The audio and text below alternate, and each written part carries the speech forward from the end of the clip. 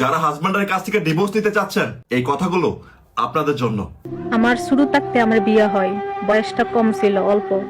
স্বামী কি জিনিস বুঝি নাই, শ্বশুর শাশুড়ি বুঝতে পারি নাই।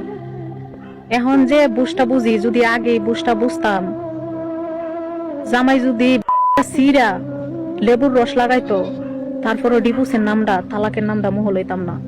ফুল ফুটে বাগানে, প্রেম হয় গোপনে, প্রথম প্রেম ভেঙে গেলে সুখ হনার জীবনে। আপনারা যাই যে করেন না কেন, যত জগরাজারি হোক না কেন, স্বামী বউর ভিতরে প্রয়োজনে 1 মাস 2 মাস আলাদা থাকবেন, তারপরে তালাকের নামটা, ডিভোর্সের নামটা মোহ লইবেন না।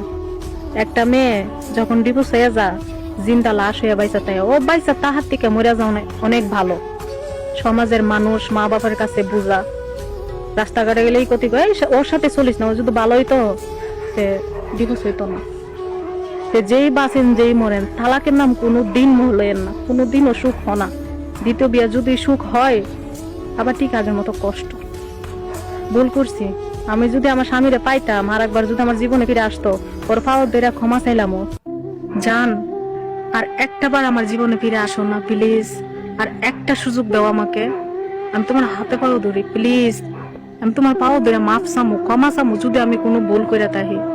আর একটা বার ফিরে আসো না আমার জীবনে। আমি এক জায়গায় থেকে কষ্ট পাইয়া তোমার কাছে আইছি, তুমি বলছিলা কোনোদিন আমারে কষ্ট দিবা না, কোনো দিন না। এখন কেন আমাকে কষ্ট দিতেছো? আমি এক জায়গা থেকে অনেক কষ্ট পাই আইছি, তোমার কাছে আসছি, তারপর আমি রাজি ছিলাম না। তুমি আমার সাথে অনেক কথাবার্তা বইলে আমার রাজি করাইছো, এত সুন্দর করে গুছাইয়া।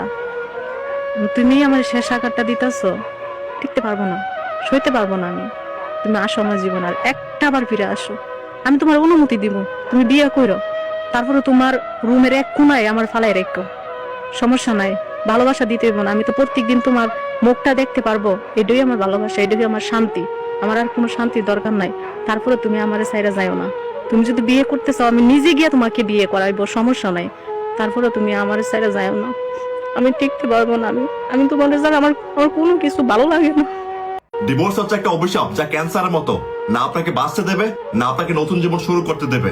একজন ডিভোর্সি মেয়ে সে ভালো করে জানে তার পরিবারের কাছ থেকে সে কি পরিমাণ অবহেলা পায়, তার আত্মীয় স্বজন তাকে কিভাবে দূর করে, সমাজে মানুষ তাকে কিভাবে খারাপ ভাবে।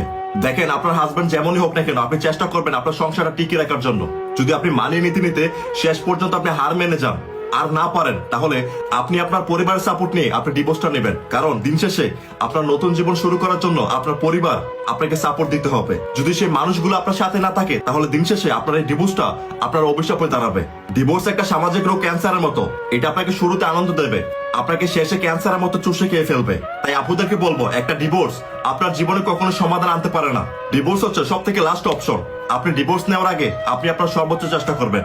আপনি একবার আপনার ভবিষ্যৎ ভেবে দেখবেন।